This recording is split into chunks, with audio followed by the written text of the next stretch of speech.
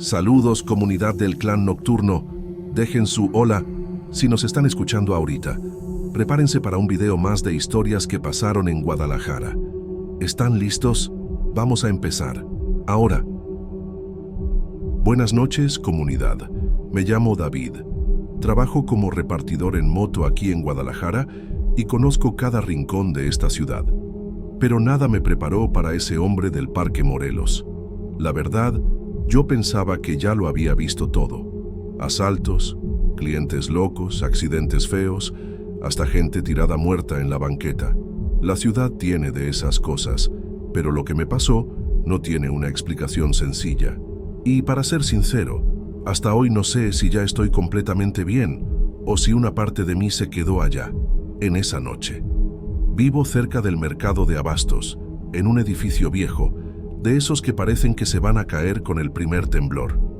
Es zona de repartidores, ya sabes, motos todo el día, gente gritando desde los departamentos, niños corriendo por la banqueta.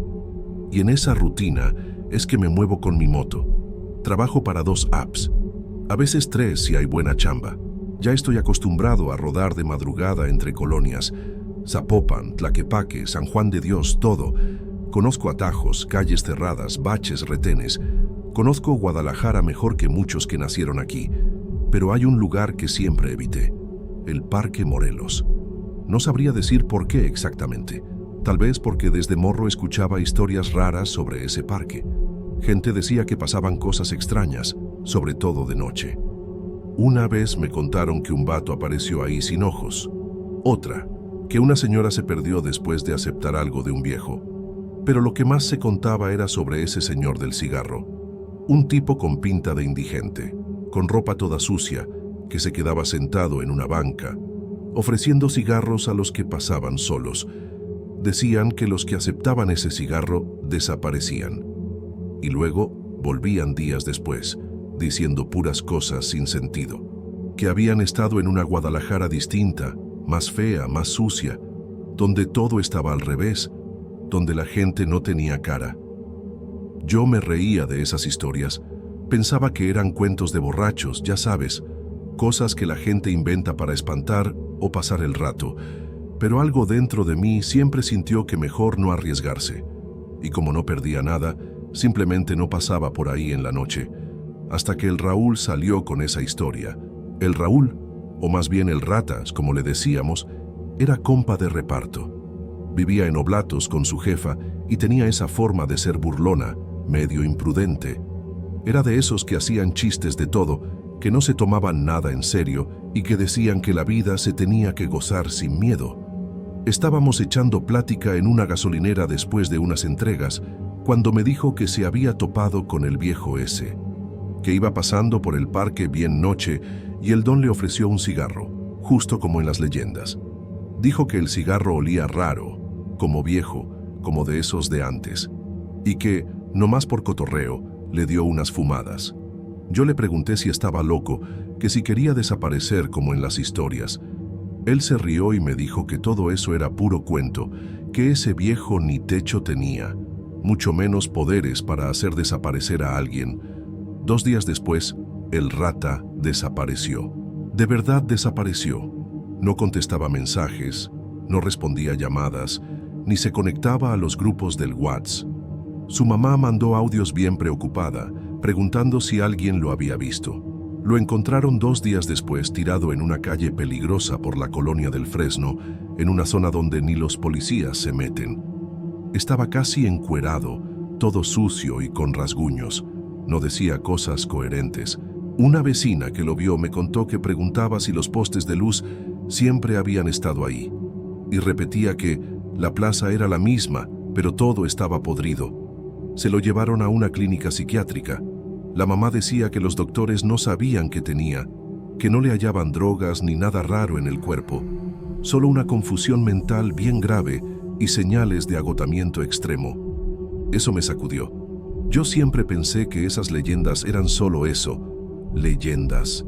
Pero ver a un compa mío, con el que me comía unas tortas afuera del Oxxo, acabar así, me hizo pensar.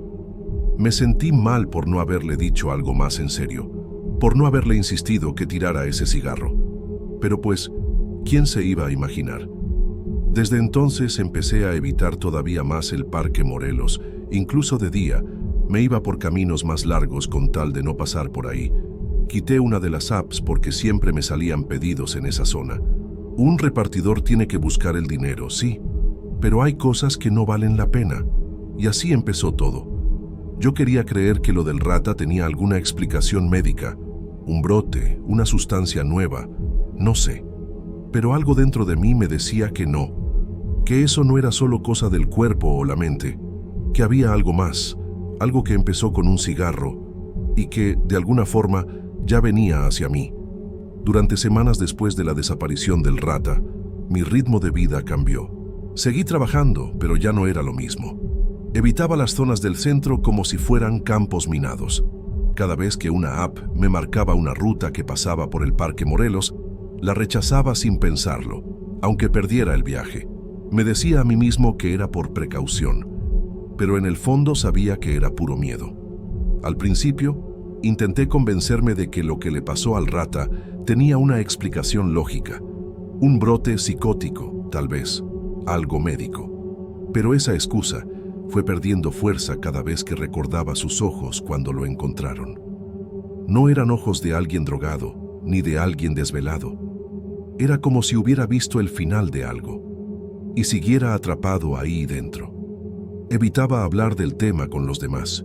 Cuando algún compañero preguntaba qué había pasado con él, yo solo decía que el rata estaba internado y que no quería hablar de eso. Algunos decían que se había metido con cosas raras, otros que era cosa del diablo. Nadie sabía nada, y eso era lo que más me incomodaba, que nadie supiera realmente qué era ese viejo. Una noche, un sábado, me cayó una orden de entrega con pago en efectivo. Era de un restaurante por la calzada Independencia para una casa en la zona Reforma. Ya era tarde, casi las 11, pero no había mucho trabajo y el hambre apretaba. Acepté sin pensarlo. Fui por el pedido, lo recogí rápido, seguí la ruta del GPS y fue entonces que me di cuenta, demasiado tarde, que el camino me llevaba directo al centro, cruzando por el Parque Morelos. Me quedé unos minutos parado en la esquina de la Av. Javier Mina, viendo el mapa. Podía rodear, pero perdería tiempo. El pedido llegaría tarde y capaz ni me pagaban. Me convencí de que sería rápido. Solo tenía que pasar, sin parar, sin mirar. Eso pensé. Entré al área del parque con el casco apenas colgado del cuello, los ojos escaneando todo a mi alrededor. No había casi nadie en la calle. Los postes encendidos lanzaban sombras largas y el viento movía los árboles como si susurraran cosas. Todo parecía más quieto de lo normal. El lugar tenía un silencio que pesaba, un silencio que no era normal para una ciudad como esta. Cuando llegué cerca del kiosco, lo vi, sentado en la banca de cemento, tal como lo describían. Ahí estaba, como si fuera parte del parque. La ropa parecía vieja, sucia, la piel oscura, como madera quemada, los ojos hundidos, chicos, y el cigarro en la mano. Me miró como si ya me conociera, como si me hubiera estado esperando. Extendió la mano y me ofreció el cigarro, sin decir una sola palabra, solo ese gesto. Sentí el corazón en la garganta. No pude hablar, solo moví la cabeza despacio, diciéndole que no. Evité mirarlo directamente. Metí cambio y aceleré sin mirar atrás. Pasé por su lado como si mi vida dependiera de eso. Cuando llegué a la casa de la entrega, la clienta ni me volteó a ver. Agarró el pedido, pagó y cerró la puerta. Yo tenía la garganta seca, las manos temblando. Me paré en un Oxxo, compré una botella de agua y me quedé ahí, en el estacionamiento, intentando calmarme. Regresé a mi casa ya pasadas las 12. Subí las escaleras del edificio todavía tenso, con el zumbido del motor de la moto retumbando en la cabeza. Entré a mi departamento, aventé la mochila al suelo y me fui directo al baño. Me lavé, me quité la ropa sudada y me tiré en la cama con el ventilador apuntándome a la cara, tratando de olvidar todo. Fue hasta el día siguiente, cuando me alistaba para salir de nuevo, que lo olí. Ese olor fuerte a tabaco seco, como de puro viejo. Abrí la mochila pensando que algún cliente había dejado algo ahí, y fue entonces que lo vi. Al fondo, entre el aislante y el cierre, estaba el cigarro, el mismo que me había ofrecido el viejo, largo, grueso, de hoja amarilla, con la punta quemada como si ya lo hubieran fumado. Tenía un olor que incomodaba, que se pegaba en la nariz. No tenía envoltura ni marca. Parecía un objeto viejo, fuera de lugar. Me quedé ahí parado, viendo ese cigarro por varios minutos. Me sentí invadido, como si alguien hubiera estado en mis cosas, como si mi casa ya no fuera segura. Yo lo había rechazado, pero ahí estaba. Lo agarré con un trapo, lo metí en una bolsa y lo tiré directo a la basura. Salí apurado, queriendo perderme en el trabajo para no pensar. Pero no sirvió. El olor seguía en la mochila. Aunque le cambié el forro, aunque la lavé con vinagre y bicarbonato, seguía ahí, leve, como una advertencia. Y esa noche, cuando intenté dormir, tuve el primer sueño. Y no fue un sueño cualquiera. Fue como estar despierto. Estaba de nuevo en el parque, pero era diferente. Los árboles parecían muertos. El suelo era de tierra negra y los edificios alrededor estaban destruidos. Todo oscuro, sin gente, solo el sonido de mis pasos y una banca vacía esperándome. Los sueños empezaron a repetirse. Al principio llegaban 1 o 2 veces por semana, pero después se volvieron casi diarios, siempre con la misma sensación de estar en un lugar que parecía Guadalajara, pero que no era mi ciudad de verdad. Era como un reflejo sucio, distorsionado, una especie de copia rara donde todo se sentía más roto, más viejo, más triste. Las calles eran las mismas, con los mismos nombres en las placas, solo que las letras parecían escritas al revés, como si estuviera viendo todo a través de un espejo. Los colores de las paredes estaban deslavados, los letreros de las tiendas quemados, algunas con las cortinas medio caídas. Los carros eran viejos, llenos de polvo, y siempre había un sonido de fondo, un zumbido bajito, constante, que nunca se iba. Las personas que aparecían en esos sueños no hablaban. Caminaban lento, con caras apagadas, como si estuvieran dormidas con los ojos abiertos. Algunas me miraban, otras ni me notaban. Pero todas me daban la misma sensación, como si supieran que yo no pertenecía a ese lugar. Me despertaba sudando, con el corazón a 1000 y ese olor a tabaco viejo clavado en el cuarto. Cambié las sábanas, abrí las ventanas, prendí incienso. Nada funcionaba. El olor venía y se iba como quería. A veces lo sentía incluso en la calle, mientras manejaba. Ese olor seco, rasposo, que solo yo parecía notar.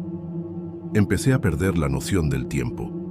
A veces me quedaba viendo la pared, sin saber qué estaba haciendo. Otras veces sentía que ya había vivido ese momento antes, como si estuviera atrapado en un ciclo, igual que los sueños.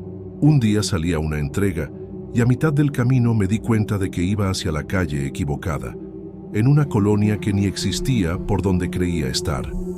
Cuando revisé el GPS, ya estaba en otro lado de la ciudad, sin saber cómo había llegado ahí. Mi cabeza ya no daba más. Fui a una farmacia, compré vitaminas, pensé que era puro estrés, pero no cambiaba nada. Al contrario, todo empeoraba. Los vecinos empezaron a preguntar si estaba bien. Decían que me veían más callado, que casi no salía. Uno dijo que escuchaba pasos en mi pasillo en la madrugada, pero que cuando se asomaba por la mirilla no veía a nadie. Otro contó que alguien había tocado mi puerta como a las 3 de la mañana, pero que yo no había abierto. Yo no recordaba nada de eso. Y entonces empecé a escuchar también. Era como si alguien caminara por el pasillo del edificio, siempre a la misma hora. Los pasos eran lentos, como si la persona estuviera descalza, arrastrando los pies. A veces se detenían frente a mi puerta. El sonido se quedaba ahí unos segundos y luego desaparecía. Nunca vi a nadie cuando abrí. Una noche soñé que estaba acostado en mi cama y el viejo del parque estaba parado en la puerta del cuarto. No decía nada, solo me miraba con esos ojos hundidos, con el cigarro en la mano. En el sueño sentí cómo el olor se metía por toda la habitación, llenándome los pulmones. Quise gritar, pero no pude. Me desperté ahogándome, con la garganta seca, como si me hubiera fumado 10 cigarros de golpe. Empecé a evitar dormir. Tomaba café a todas horas, me quedaba viendo videos en el celular, lo que fuera para no cerrar los ojos. Pero el cuerpo no aguanta tanto. Y cuando por fin me dormía, volvía a esa ciudad invertida, esa Guadalajara oscura donde los postes parpadeaban y los edificios parecían respirar. En uno de esos sueños vi al Rata. Estaba parado en una esquina de esa versión oscura de la ciudad, viéndome. Tenía la misma ropa del día que desapareció, pero toda rota. Su piel se veía seca, pálida. Sus ojos estaban vacíos. Cuando traté de acercarme, se dio la vuelta y se metió por un callejón. Corrí detrás de él, pero ya no estaba. El callejón terminaba en un muro con un portón oxidado que crujía con el viento. Me desperté con la sensación de que quería decirme algo. Me quedé con eso todo el día. Decidí llamar a su mamá, preguntarle si había alguna novedad. Me contestó llorando. Me dijo que Raúl seguía en el hospital. Casi no hablaba, solo murmuraba cosas raras, y que a veces se quedaba viendo el techo como si viera algo que los demás no podían ver. Esa noche decidí dormir en el sillón, con la luz encendida. Pensé que tal vez cambiar de lugar ayudaría, pero no sirvió. El sueño volvió, más fuerte. Esta vez no estaba solo en la ciudad oscura. Caminaba por una versión extraña del Parque Morelos, con el kiosco destruido, las bancas rotas, los árboles secos, y ahí estaba él, el viejo, sentado en el mismo lugar de siempre, esperando. Esta vez no me ofreció nada, solo me miró. Y fue entonces que entendí. Yo ya había cruzado alguna línea. El cigarro, aunque no lo fumé, ya era parte de mí. Ya había abierto algo, y ahora solo me quedaba esperar. Después de esa noche, todo lo que creía seguro empezó a resbalar entre mis dedos. El miedo no era solo un nudo en el estómago, era una presencia constante, como un peso invisible que llevaba en el pecho.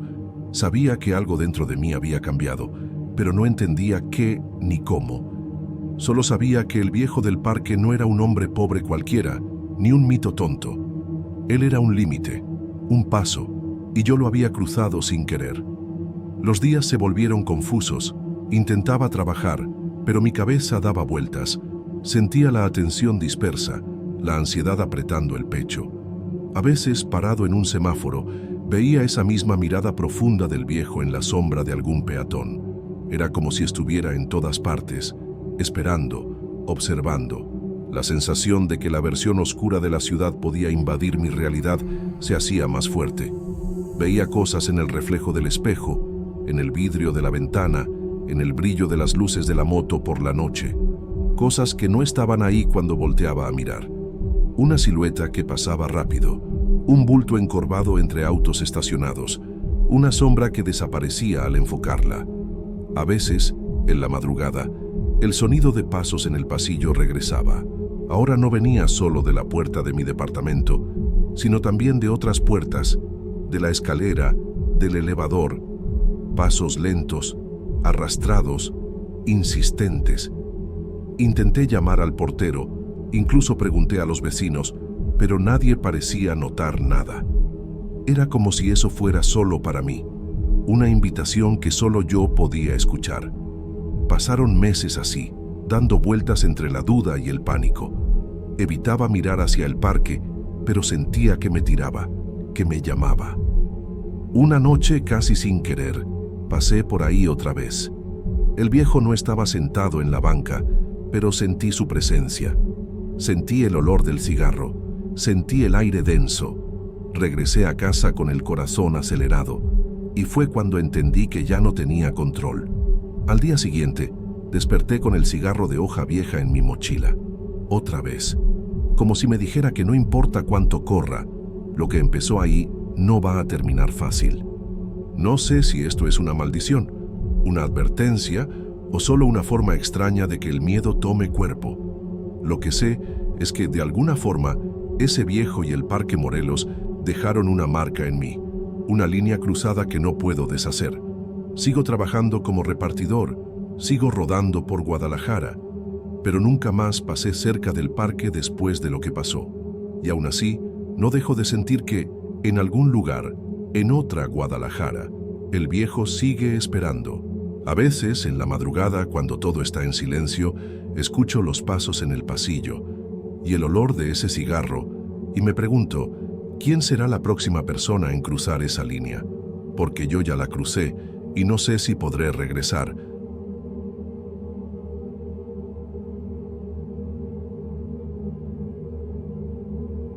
Agradezco la oportunidad de contar mi historia en este espacio, donde otras personas ya han vivido situaciones sin explicación y tal vez puedan comprender lo que yo pasé. Me llamo Julio y soy padre de 3 hijos. Hasta hace poco, vivíamos en un pueblo pequeño en el interior de Jalisco, donde todo era tranquilo.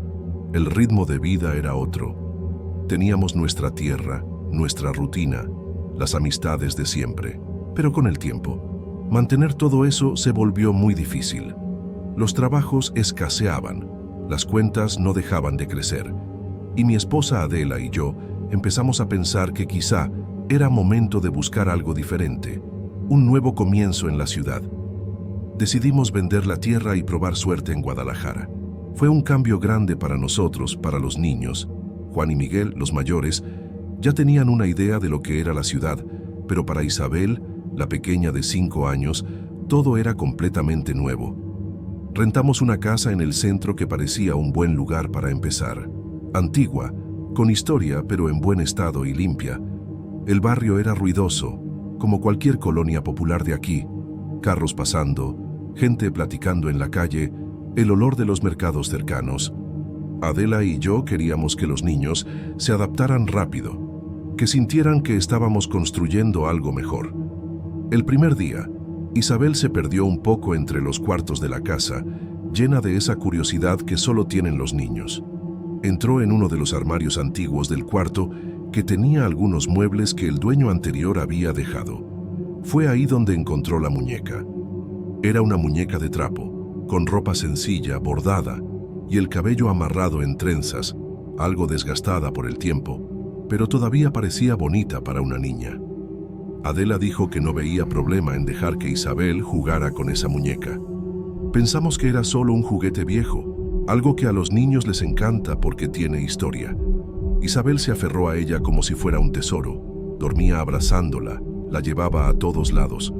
Al principio parecía solo un juego normal, pero en esa casa, que parecía un lugar para empezar de nuevo, lo que parecía simple poco a poco se volvió una presencia que nadie podía explicar.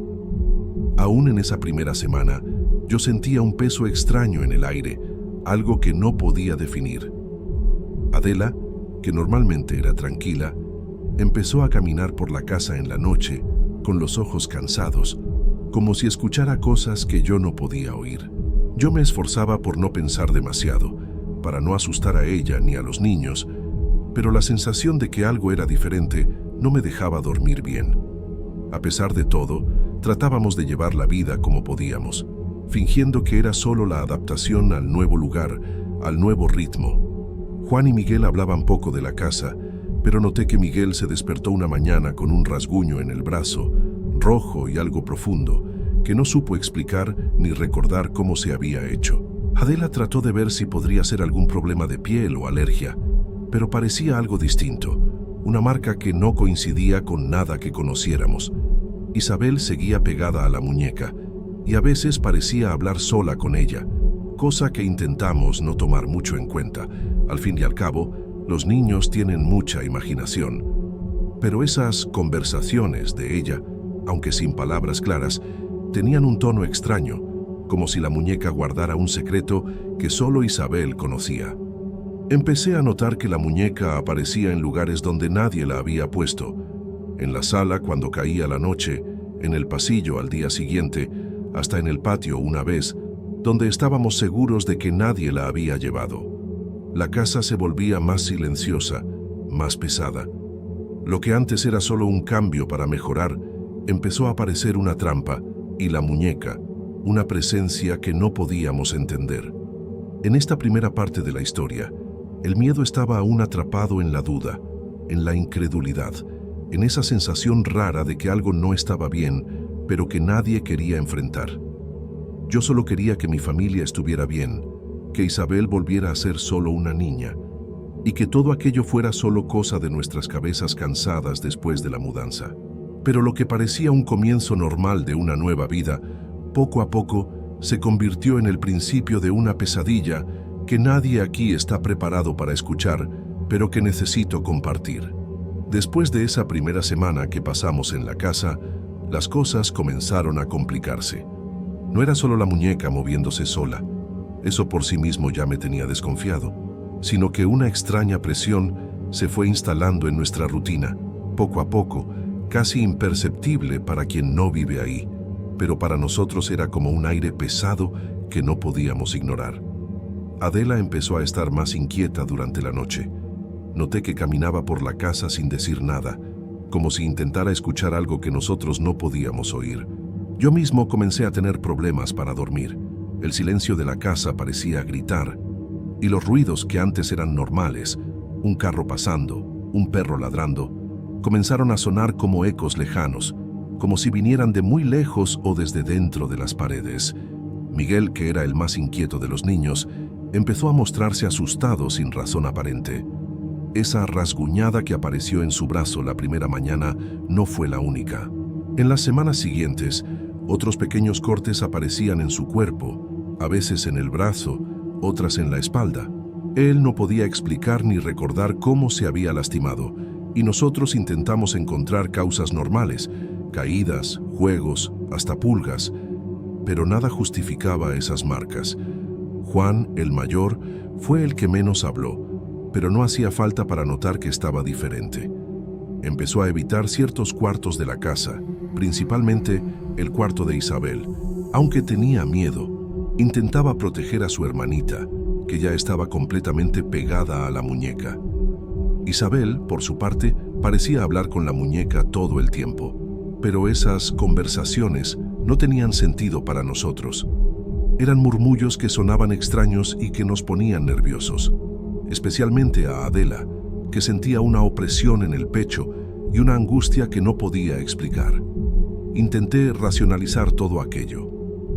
Pensé que era el cansancio del cambio, el estrés de un lugar nuevo, que nuestra imaginación empezaba a jugarnos malas pasadas, hasta que una noche, muy tarde, escuché pasos en el pasillo. Pasos suaves, arrastrados, como si alguien caminara despacio.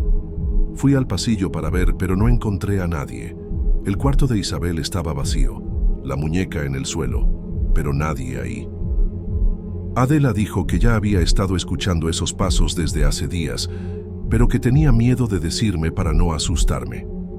Me contó que en el silencio de la madrugada sentía una presencia tan fuerte que parecía que alguien la observaba todo el tiempo, aunque no hubiera nadie. Eso me afectó mucho porque yo también sentí en algunas noches que algo no estaba bien. La muñeca seguía apareciendo en lugares inesperados. A veces estaba en el sofá de la sala, a veces en la cima de las escaleras, y otras incluso afuera de la casa, en el patio, donde estábamos seguros que nadie la había llevado. Adela y yo pensamos en deshacernos de la muñeca, pero Isabel se puso muy triste solo de imaginarlo, y eso nos rompió el corazón. Era difícil separar a la niña de ese objeto que, a pesar de lo extraño, era su mundo entero en ese momento. El miedo nos fue dominando, no de forma explosiva, sino como una sombra constante que consumía la tranquilidad de la casa. La convivencia empezó a ser pesada, la tensión aumentó y nos vimos atrapados entre el deseo de mantener la familia unida y la urgente necesidad de entender qué estaba pasando ahí dentro. Lo que más me duele recordar es que, en medio de todo eso, intentábamos seguir viviendo. Llevábamos a los niños a la escuela, hacíamos las compras en el mercado, platicábamos con los vecinos, pero dentro de la casa había una barrera invisible que nadie podía cruzar sin sentir esa angustia creciente. Y la muñeca, de alguna forma, parecía ser el centro de todo. Esta segunda parte de la historia fue el momento en que el miedo dejó de ser solo una sensación y se volvió un peso real, que podía tocar, que afectaba mis pensamientos y la forma en que veía a mi familia. Sentía que estábamos a punto de perder el control de todo, y lo peor, no sabíamos a dónde ir.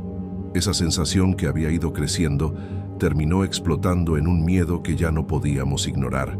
La casa, que antes había sido solo un refugio, se volvió un lugar donde cada sombra parecía moverse por sí sola, y el silencio de la noche pesaba sobre nosotros como una nube oscura.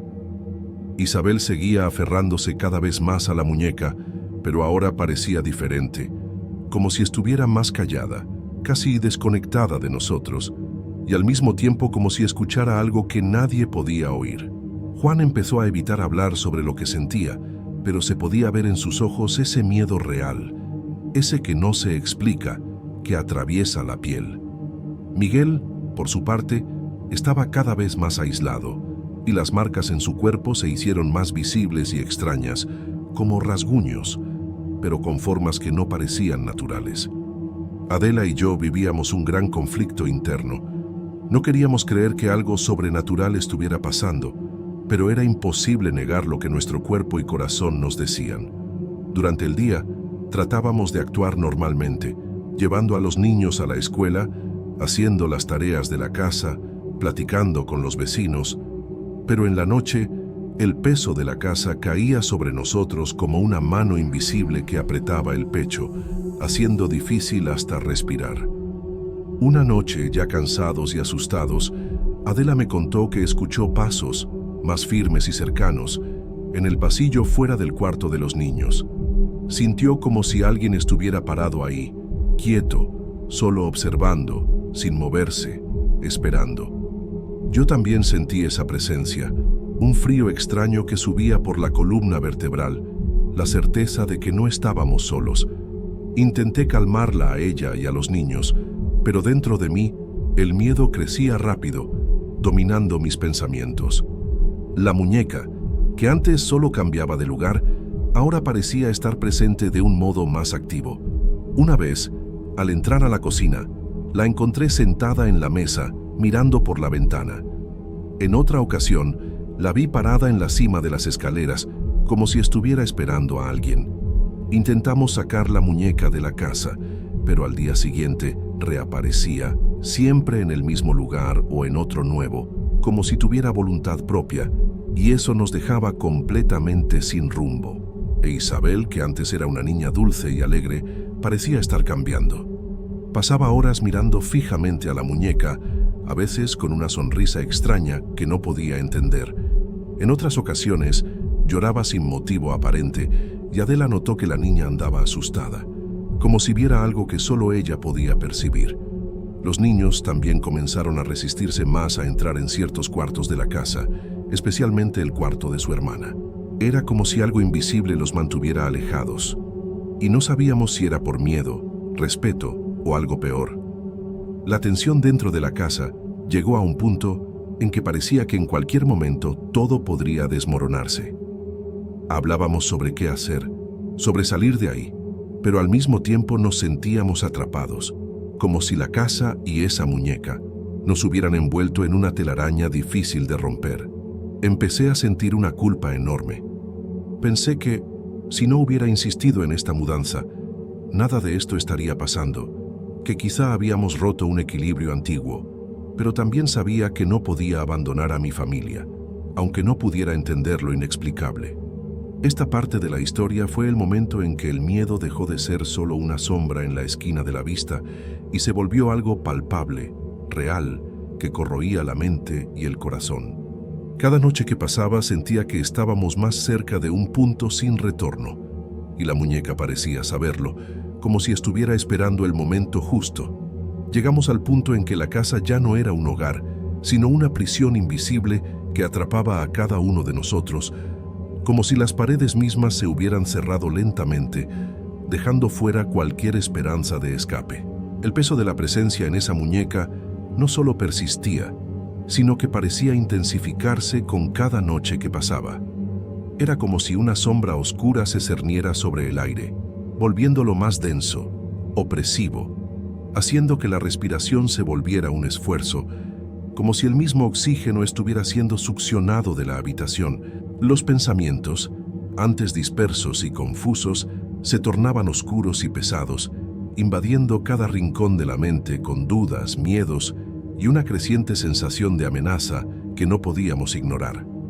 Durante la última semana que pasamos en esa casa, Adela cambió profundamente. Una angustia tan profunda y silenciosa la consumía que parecía que algo dentro de ella se estaba resquebrajando lentamente, casi imperceptible pero imparable. Ya no podía estar sola, ni siquiera durante el día, y cada vez que me miraba, notaba en sus ojos un reflejo de miedo mezclado con una tristeza muda, un peso invisible que parecía aplastarla desde adentro. Había un deseo urgente de huir, de escapar de ese lugar y de lo que representaba, pero también una incapacidad para poner en palabras ese sentimiento, como si estuviera atrapada en un laberinto sin salida. Juan y Miguel, que hasta entonces habían tratado de mostrarse fuertes y valientes, empezaron a retraerse cada vez más. Miguel, en especial, parecía haberse convertido en una sombra de sí mismo. Las marcas en su cuerpo no solo persistían, sino que se multiplicaban, extendiéndose por sus brazos y espalda como si alguien o algo estuviera dejando una señal indeleble sobre él. El miedo se apoderó de él de tal manera que comenzó a evitar no solo el juego, sino también su propia habitación, negándose a dormir en ella, como si temiera lo que pudiera acechar en la oscuridad. Juan, aunque menos expresivo, mostraba en su silencio un desasosiego que era imposible ignorar.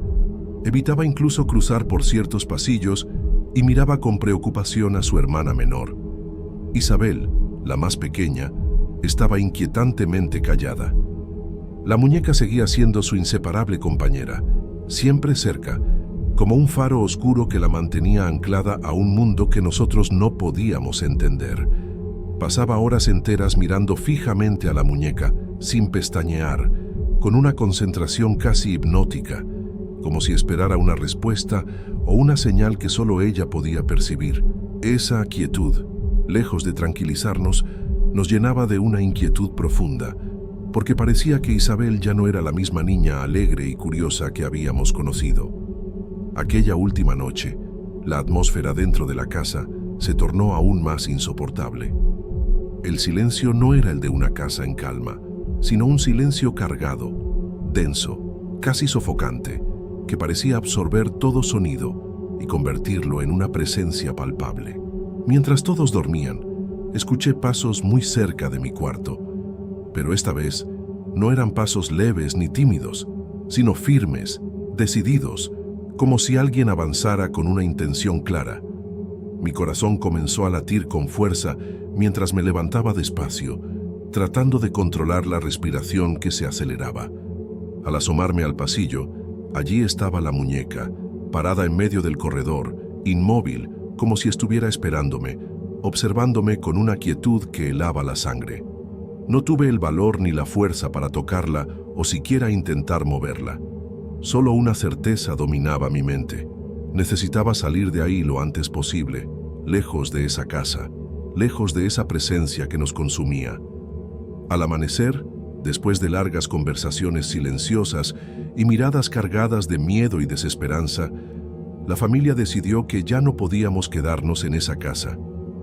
Empacamos nuestras pocas pertenencias con manos temblorosas y corazones pesados, y nos fuimos, dejando atrás no solo la casa, el barrio y la rutina, sino también, tal vez, la muñeca que había cambiado nuestras vidas para siempre.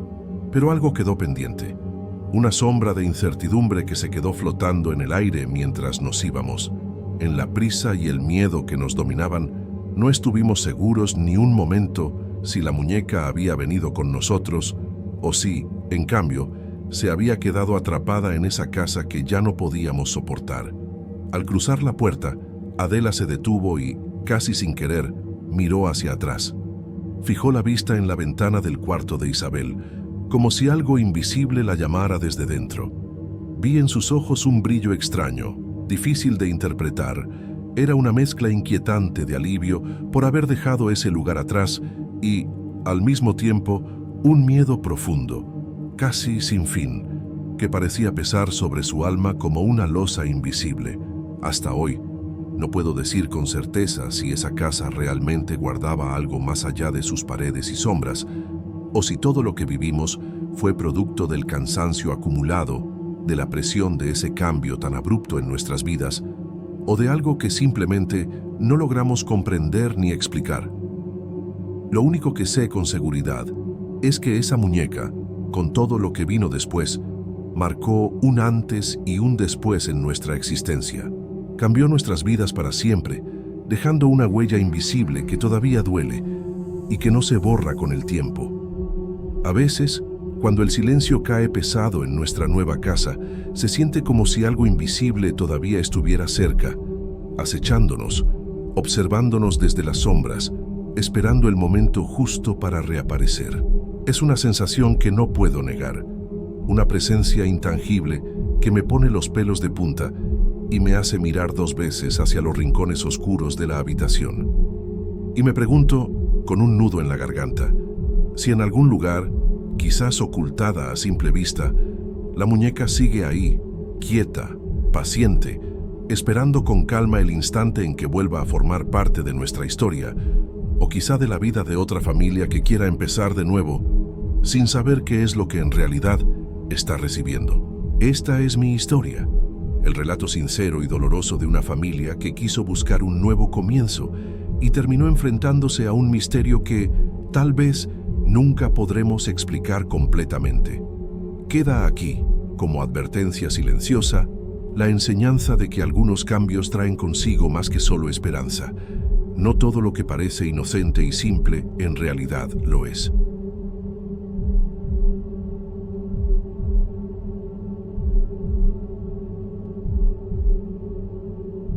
Buenas noches, comunidad. Mi nombre es Esther y en 2014 trabajaba en una cafetería pequeña en el centro de Guadalajara. Era un trabajo sencillo, pero me gustaba lo que hacía.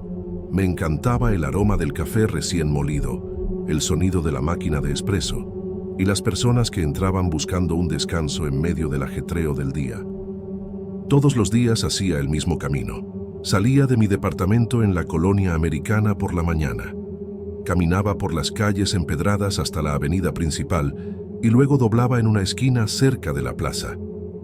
Era una ruta que ya conocía de memoria, con tiendas, vendedores ambulantes y el bullicio de una ciudad que nunca duerme. Solía ir caminando, a veces pensando en el trabajo, otras veces escuchando música en mi celular, simplemente tratando de pasar el tiempo. Ese año, unos meses antes, un pariente lejano, mi tío abuelo, que vivía en otra parte de la ciudad, había fallecido. No éramos cercanos, pero la noticia me impactó de una manera que no esperaba. Asistí al velorio y al entierro. Llegaron familiares que vivían en el interior, siguiendo la costumbre de respeto a los ritos funerarios. Por algunos días recibí a mis padres en casa y pude matar la nostalgia que tenía de ellos. Cuando todo terminó, cada familiar regresó a su casa y mi rutina volvió a la normalidad. Al menos, eso pensaba. Fue después de eso, en los días siguientes, cuando empecé a notar algo extraño. Siempre que pasaba por una esquina específica en mi camino al trabajo, sentía una mirada pesada, como si alguien me estuviera observando. Al principio, pensé que era solo una impresión. La calle era transitada. Había gente pasando todo el tiempo, pero cada vez que miraba hacia esa esquina, veía a una persona parada, inmóvil, siempre en el mismo lugar. Era un hombre, vestido con una camisa oscura un poco vieja y un pantalón sencillo, algo que parecía fuera de tiempo, casi anticuado. Usaba un sombrero, quizá un tipo Panamá, que le ocultaba parcialmente el rostro. Nunca me miraba directamente, pero la forma en que se mantenía quieto, inmóvil, parecía que me esperaba. Los primeros días traté de no darle importancia. Incluso intenté distraerme y mirar hacia otro lado, pensando que era alguien más que estaba ahí por alguna razón, pero la sensación de ser vigilada se me quedó pegada. A veces sentía un peso en el pecho, una mezcla de curiosidad y miedo que no lograba explicar bien. Una vez, regresando a casa acompañada por una amiga, Carla, le comenté sobre esa persona que parecía seguirme con la mirada. Ella no vio nada en la esquina y me dijo que creía que yo estaba exagerando o que quizá estaba demasiado cansada. Eso solo me dejó más confundida. Si era solo cosa de mi cabeza, ¿por qué lo sentía con tanta intensidad? Desde entonces, empecé a prestar más atención a todo a mi alrededor. Los sonidos, la gente, los pequeños detalles que antes pasaban desapercibidos. La figura misteriosa seguía ahí, parada, como un enigma silencioso en medio de la calle, y ya no sabía si eso era real, una señal, o solo consecuencia de mi propio miedo. Pero algo dentro de mí decía que esa presencia tenía que ver con la muerte de mi tío abuelo, como si esa persona en la esquina guardara un secreto o estuviera esperando que yo entendiera algo que aún no sabía. Y no podía sacar esa sensación de mi cabeza, ni de mi rutina, ni de mis pasos apresurados por las calles de Guadalajara.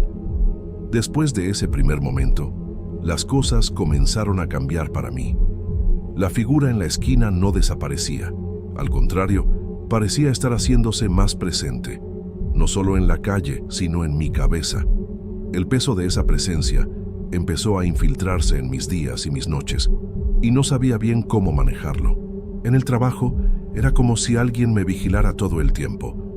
Aunque estaba rodeada de clientes y compañeros, sentía esa sensación incómoda de que esos ojos siempre estaban sobre mí.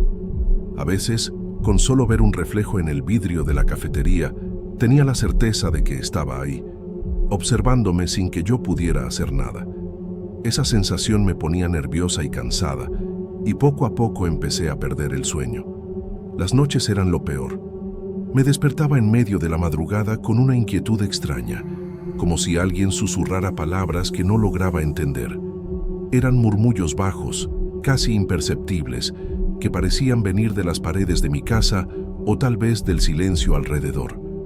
Trataba de convencerme de que era solo el viento o algún ruido normal de la ciudad, pero no podía quitarme el miedo que se instalaba ahí. Los sueños comenzaron a aparecer, vívidos y desconectados. En todos ellos, la misma figura estaba cerca de mí, parada, inmóvil, casi tocando mi brazo. No hablaba, pero sentía una urgencia en el aire, como si intentara contarme algo importante que yo no podía comprender. Despertaba sudando, con el corazón acelerado, y tardaba en sentirme segura otra vez. Era como si la frontera entre el sueño y la realidad se volviera cada vez más tenue. Cuando compartía esos sentimientos con Carla, ella trataba de ser racional. Creía que yo estaba muy estresada, que la mente a veces crea cosas para confundirnos cuando estamos demasiado cansadas. Carla decía que era mejor que descansara, que probablemente todo eso era solo fruto de mi imaginación y el exceso de preocupación. Pero aunque escuchaba eso, la duda dentro de mí solo crecía. Si fuera solo imaginación, ¿por qué se sentía tan real? ¿Por qué sentía ese peso en el pecho y esa ansiedad constante? En casa, los murmullos continuaban, casi como una banda sonora constante que no podía apagar. Notaba que el aire se sentía más pesado, el silencio más denso. Intenté cambiar la ruta al trabajo, pensando que quizá, si evitaba pasar por la esquina donde veía la figura, las cosas mejorarían. Pero no sirvió. La presencia parecía extenderse, invadir mi día, mi mente, hasta los lugares donde menos esperaba. Era como si esa persona estuviera en todas partes, pero siempre en el límite de mi campo de visión. Una sombra constante, una marca invisible que llevaba conmigo. El miedo ya no era solo por la figura en la calle, sino por lo que eso representaba. Tal vez un secreto antiguo, una advertencia, algo relacionado con la muerte de mi tío abuelo que aún no conocía. Sentía que estaba frente a algo que escapaba a mi comprensión, y eso me desesperaba. Mi rutina simple y tranquila fue tomada por un miedo silencioso, un terror que no necesitaba gritar para ser aterrador. Era el miedo a lo desconocido, a la soledad, a no ser escuchada. Y en medio de todo eso, empecé a preguntarme si esa figura realmente quería algo de mí, o si yo misma era la persona atrapada en ese silencio inquietante, esperando una respuesta que quizá nunca llegara. Los días que siguieron fueron los más difíciles de mi vida. La línea entre lo que veía, lo que sentía y lo que podía probar comenzó a desdibujarse, y me sentía cada vez más aislada en ese miedo que parecía crecer dentro de mí. La figura en la esquina no solo seguía ahí, sino que parecía cobrar vida en mis recuerdos y en mis sueños. La sensación de ser observada se volvía casi física. Sentía esa mirada pesada, como si una presencia densa estuviera todo el tiempo detrás de mí, acompañando mis pasos, incluso cuando trataba de escapar. En casa, el ambiente parecía haber cambiado. El silencio tenía un peso extraño, y los susurros se transformaron en voces bajas y fragmentadas, imposibles de entender, pero inconfundibles en su intención de alcanzarme. Me quedaba parada, inmóvil, escuchando ese sonido sin poder moverme, como si algo me atrapara entre el miedo y la duda. Los sueños seguían invadiendo mi descanso, más intensos y perturbadores. En cada uno, la figura aparecía más cerca, como si intentara tocarme, mostrarme algo. Sentía un peso en el pecho, una urgencia que parecía gritar sin sonido, una necesidad de entender lo que estaba pasando. Y aún despierta, esa urgencia no me abandonaba. El peso de la soledad crecía junto con la angustia. Carla seguía intentando apoyarme, pero la distancia entre lo que ella podía ver y lo que yo vivía parecía aumentar cada día. Me decía que necesitaba buscar ayuda, que tal vez el estrés y la ansiedad estaban dominando mi mente, pero yo sentía que aquello era más que un problema mental. Era algo real, algo con raíces profundas ligadas a mi familia, a esa muerte reciente. Empecé a evitar salir sola, a buscar horarios y rutas diferentes, pero la figura insistía en aparecer. No importaba lo que hiciera, parecía que estaba ahí para recordarme algo que necesitaba enfrentar, aunque no supiera qué era. Cada paso se convirtió en una batalla entre el miedo y la necesidad de entender. La figura en la esquina dejó de ser un extraño inmóvil para convertirse en un símbolo de mi propio miedo. El miedo a lo desconocido, al pasado no resuelto, a la presencia invisible que insistía en no dejarme en paz. No sabía si eso era una advertencia, un recuerdo o una parte de mí que no quería reconocer. Lo que sí sabía era que esa presencia estaba cambiando mi vida, consumiéndome silenciosamente, y no sabía cuánto tiempo más podría soportar ese peso sin derrumbarme. Llegó un momento en que ya no pude escapar de esa presencia. El miedo, que antes era un nudo apretado en el pecho, se convirtió en una urgencia que me impulsó a enfrentar lo que fuera eso. Al final de un día cualquiera, después del trabajo, decidí que necesitaba ir hasta la esquina donde todo había comenzado. Quería entender, aunque no supiera qué encontraría. Caminé con el corazón acelerado, sintiendo cada paso como si fuera un desafío. La calle estaba casi vacía. El sonido de mis propios pasos parecía demasiado fuerte en ese silencio. Cuando llegué a la esquina, la figura no estaba. Mi cuerpo se estremeció. Una mezcla de alivio y decepción me invadió. Miré alrededor, pero el lugar parecía común, exactamente igual de siempre, solo que ahora cargado con ese peso invisible. En el suelo, medio escondido bajo una hoja seca, encontré un objeto pequeño, un relicario antiguo, delicado, con un dibujo desgastado en la superficie. Lo tomé con cuidado, el corazón latiendo fuerte. En ese instante, una mezcla de emociones me invadió. Miedo, tristeza, curiosidad y una extraña sensación de alivio, como si finalmente tuviera alguna pista, algún hilo para seguir. Llevé el relicario a casa y esa noche fue diferente. El peso en el aire disminuyó un poco y los susurros que antes llenaban el silencio parecían más distantes. Pensé que quizá de alguna forma eso era una señal, una manera de conectarme con mi tío abuelo, de entender lo que quería decirme o lo que quedó sin resolver. Pero, al mismo tiempo, sabía que no era el final, porque, incluso con el relicario conmigo, esa sensación extraña nunca desapareció por completo. A veces, cuando estaba sola, sentía una mirada distante, casi imperceptible, y un frío en la espalda que me recordaba que esa presencia, fuera lo que fuera, seguía ahí, en algún lugar, observando. Nunca pude entender bien qué significaba eso.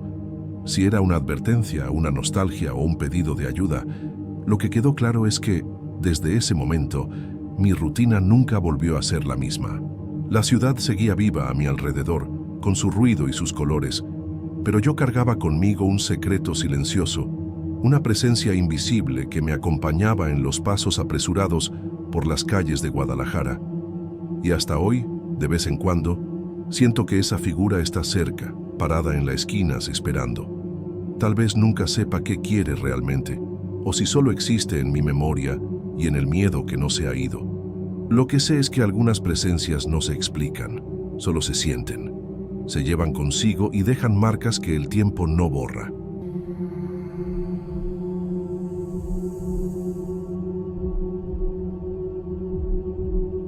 Me llamo Ademir, y lo que voy a contar aquí no es fácil de aceptar, sobre todo para alguien como yo, que siempre ha vivido creyendo que la vida funciona con lógica y esfuerzo. Soy abogado, tengo poco más de 30 años, nací y crecí en Guadalajara, vengo de una familia sencilla, y desde niño aprendí que la disciplina y el sentido común son lo que garantizan el éxito. Mi esposa, Isaura, también es abogada, y juntos vivimos en una casa cómoda, con patio, en un barrio tradicional de la ciudad. No tenemos hijos, pero la rutina está llena entre trabajo y algo de descanso cuando se puede. Todo comenzó una noche común, de esas en las que el cansancio pesa más de lo normal, y lo único que deseas es llegar a casa lo antes posible, desconectarte del mundo y dejar atrás el ruido del día. Venía saliendo de una reunión que se había alargado demasiado en el centro de la ciudad. Una charla complicada, con un cliente que parecía no encontrar solución, y ya pasaban de las 10 de la noche cuando decidí tomar el camino por el túnel Hidalgo para evitar el tráfico habitual en la avenida principal. Es un lugar que todos conocemos, no muy lejos de nuestro barrio, pero desde siempre he tenido una extraña sensación al pasar por ahí en la noche, una mezcla de silencio pesado y una luz débil y tenue que apenas alcanza a iluminar la oscuridad del túnel, como si ese lugar guardara secretos antiguos, casi olvidados por el tiempo. Esa noche, mientras manejaba despacio para no perder el control en el tramo más oscuro del túnel, mis ojos captaron algo que no lograba entender. En la esquina de la calle, justo cerca de la banqueta, había una niña parada. Estaba descalza, vestía ropa sencilla y vieja, una blusa clara y una falda que parecían sacadas de los años 80, como si alguien la hubiera detenido en el tiempo. La niña estaba inmóvil, mirando hacia la nada con una expresión vacía, como si no notara los carros que pasaban a su alrededor. Fue un choque, un instante en el que todo pareció detenerse. Aunque siempre he sido escéptico y nunca creí en esas historias de fantasmas, sabía que muchos conductores aseguraban que esa niña aparecía ahí, siempre igual, desde 1986. Confieso que mi primer pensamiento fue que debía tratarse de alguna broma. Quizás alguien pidiendo ayuda o una persona que había bebido demasiado esa noche. Pero no era nada de eso. La niña parecía distante, como si estuviera desconectada del mundo real, como una sombra que se filtraba en la misma ciudad, un fragmento perdido y fuera del tiempo. Cuando crucé el túnel y miré rápidamente por el espejo retrovisor, la vi todavía ahí, quieta, sin moverse. Fue una sensación incómoda y extraña, un escalofrío que recorrió mi cuerpo, pero, como siempre he sido práctico y con los pies en la tierra, intenté no pensar más en eso y seguí mi camino. Sin embargo, en los días siguientes, algo me llevó a elegir esa misma ruta una y otra vez, casi sin darme cuenta, como si algo me impulsara a pasar por ahí. Y, para mi sorpresa, la figura de la niña volvió a aparecer, siempre en el mismo lugar exacto, a la misma hora, vestida igual, como si fuera una escena repetida una y otra vez. Empecé a darme cuenta de que esa aparición no era casual ni producto del cansancio acumulado. Eso empezó a afectarme, aunque no quería admitirlo ni dejar que me dominara. Mi rutina ya estaba pesada, el trabajo no daba tregua, y en más de una ocasión hablé con Isaura sobre lo que estaba viendo. Ella me decía que no dejara que esas cosas me afectaran, que seguramente era solo cansancio o un truco de la luz dentro del túnel, un reflejo que jugaba con mi mente. Pero yo sabía que no era solo eso. La imagen de la niña se quedaba pegada en mi mente. Aparecía cuando menos lo esperaba, y aunque intentaba convencerme de que todo tenía una explicación racional, esa duda comenzó a crecer, lenta y persistente. Así fue como lo que parecía ser solo una historia más, una leyenda urbana de esas que se cuentan sin creer del todo, se transformó en una presencia constante, una pregunta sin respuesta que se instaló en mi vida y empezó a cambiar todo lo que creía sobre lo que existe más allá de lo que los ojos pueden ver. Una noche, regresando de una reunión con un cliente que estaba desesperado, me sentía exhausto, porque era un caso difícil. Pero, al pasar por el túnel, ahí estaba ella de nuevo. Me quedé paralizado. Ya no soportaba más eso y el estrés del trabajo también pesaba. Entonces, decidí detenerme y preguntarle a la niña si estaba bien. Quería saber quién era, si necesitaba ayuda y, sobre todo, terminar de una vez con esa historia del fantasma de la niña del túnel. Esa noche en que decidí parar el coche y salir para ver a la chica de cerca, algo dentro de mí insistía en buscar una explicación práctica.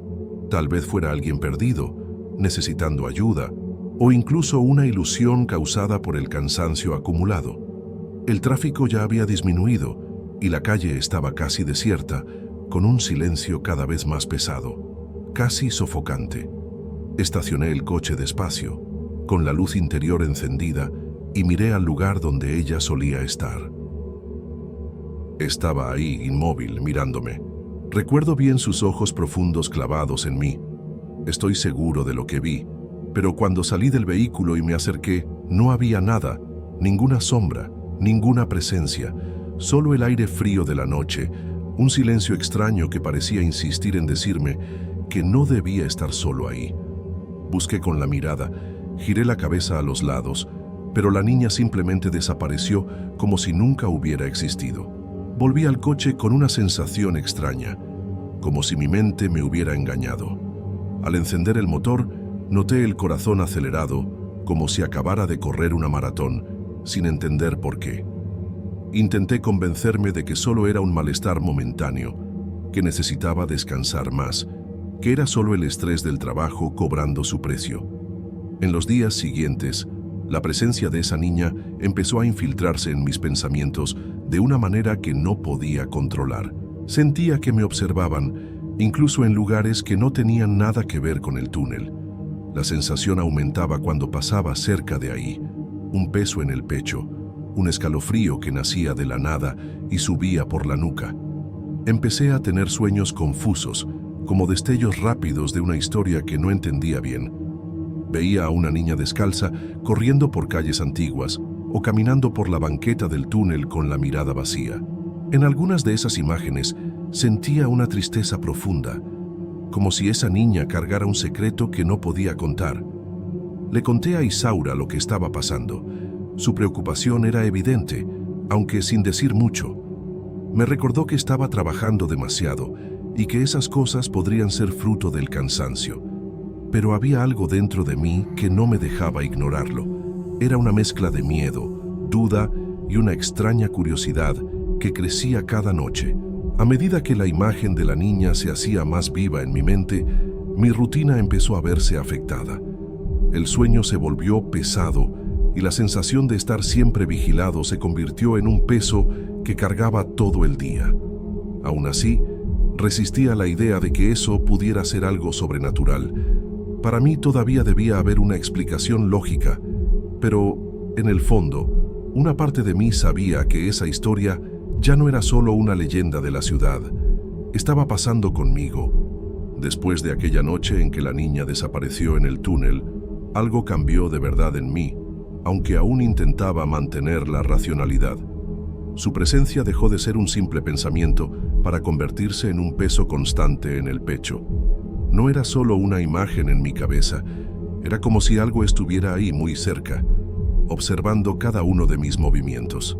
En la oficina, mientras revisaba documentos o esperaba el siguiente caso, sentía un escalofrío inexplicable, como si alguien estuviera parado detrás de mí, pero al voltearme no había nada, solo el silencio seco y el ruido distante de la calle. La luz de la computadora parpadeaba de una manera extraña y el aire del ambiente se volvía frío de repente, aunque el aire acondicionado estuviera apagado. No podía contarle esto a Isaura, al menos no de inmediato. Sabía que me tomaría por loco o diría que era estrés. En casa las cosas empeoraban. Por las noches, la sensación de ser vigilado dominaba mi cuarto. El silencio en el patio se volvía denso, casi sofocante. Era un silencio que parecía ocultar algo, y a veces, en el reflejo de la ventana, juraba ver una silueta. Una niña con vestido antiguo, descalza, parada afuera, inmóvil, mirándome fijamente. Cuando volteaba a verla, no había nadie, pero la sensación permanecía, como si esa mirada atravesara la pared. Los sueños se volvieron más intensos y perturbadores. Ya no eran solo destellos, sino escenas que se desarrollaban como una película antigua y borrosa.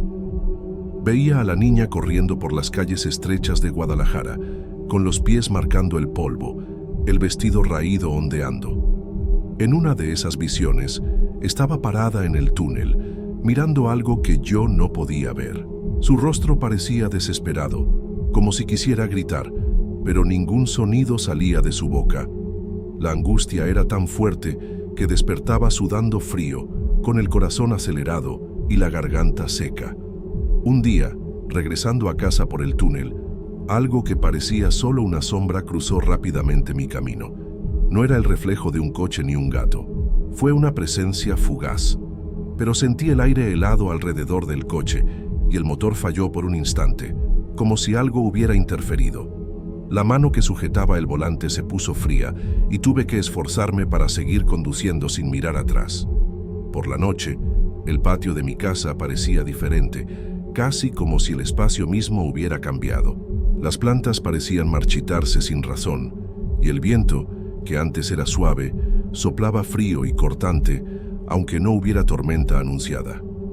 Isaura comentó que estaba más cerrado, más pálido, y que mis ojos tenían una mirada perdida, pero no sabía cómo explicar lo que estaba viviendo. Empecé a evitar el túnel, pero la niña seguía apareciendo en mis sueños y en las sombras de mi día a día.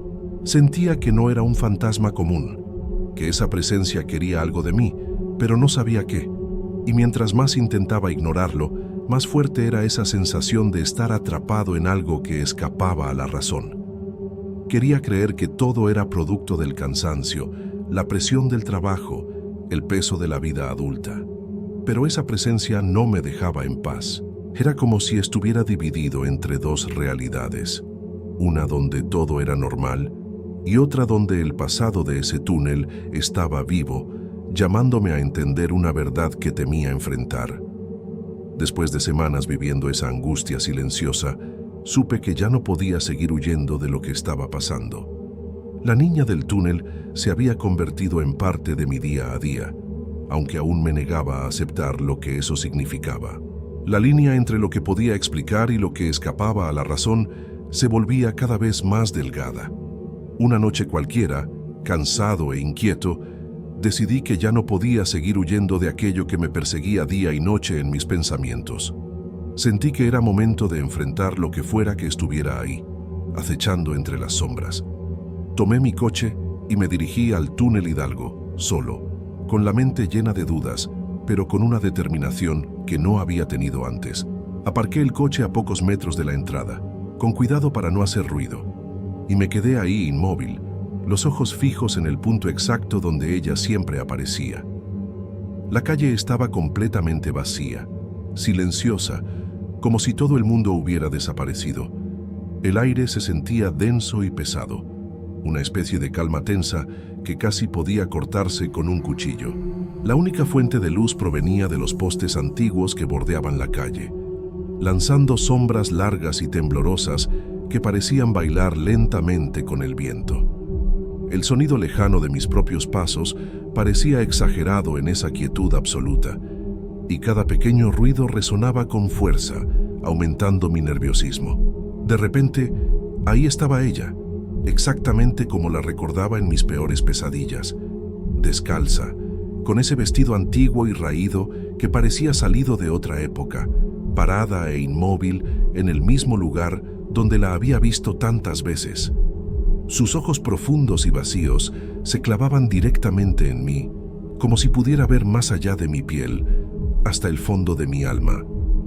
Sentí que el pecho se me apretaba, como si un peso invisible lo comprimiera, y un frío intenso comenzó a recorrer todo mi cuerpo, desde la nuca hasta la punta de los dedos.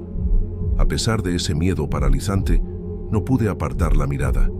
Era como si el tiempo se hubiera detenido a nuestro alrededor, atrapado en un instante eterno y silencioso.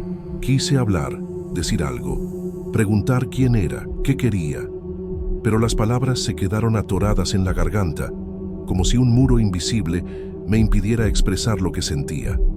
La niña permanecía allí, silenciosa, cargando sobre sus hombros el peso de una historia profunda y dolorosa que parecía querer contarme, pero que no encontraba la forma de revelar. La atmósfera estaba cargada de un silencio opresivo, tan denso que parecía absorber todo sonido, hasta el latido de mi corazón. Por un momento, tuve la impresión inquietante de que quería mostrarme algo, un fragmento de aquella noche de 1986, una pieza olvidada de un misterio que quizás podría cambiarlo todo. Entonces, un viento súbito y frío sopló con fuerza dentro del túnel, como si algo invisible hubiera respirado a nuestro alrededor. Las luces parpadearon violentamente y de repente se apagaron, sumergiendo todo en una oscuridad total e impenetrable. En esa penumbra absoluta, el único sonido que podía oír era mi respiración acelerada y agitada, y un eco distante de pasos que no parecían míos, pasos que retumbaban lentamente, acercándose y alejándose, confundiéndome y llenándome de una angustia indescriptible. Cuando las luces volvieron, con un parpadeo débil, ella ya no estaba. El túnel volvió a ser simplemente un túnel, vacío y silencioso. La calle, con sus sombras y postes antiguos, era solo una calle, pero dentro de mí algo había cambiado para siempre. Un escalofrío profundo me recorrió la espalda, como si ese encuentro hubiera dejado una marca imborrable en mi ser. Regresé a casa con una mezcla confusa de alivio y miedo. Alivio por haber tenido el valor de enfrentar aquello que me aterraba, pero miedo porque no sabía qué significaba realmente. No sabía si estaba perdiendo la razón o si había tocado algo que iba más allá de la comprensión humana. Isaura notó mi inquietud.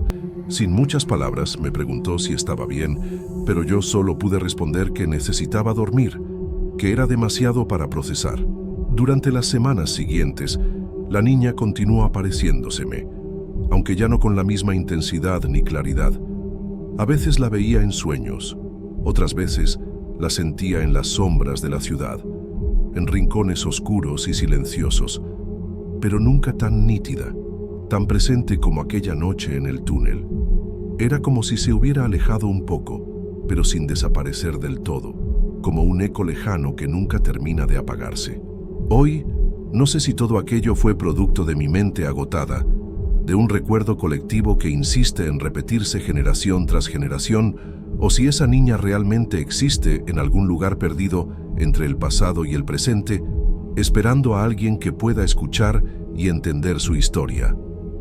Lo único que sé con certeza es que cada vez que paso por el túnel Hidalgo, mi mirada busca ese punto oscuro y vacío, y un escalofrío recorre mi espalda, recordándome que hay cosas que ni la lógica ni la razón pueden explicar. Y quizás, en el fondo, sea mejor así.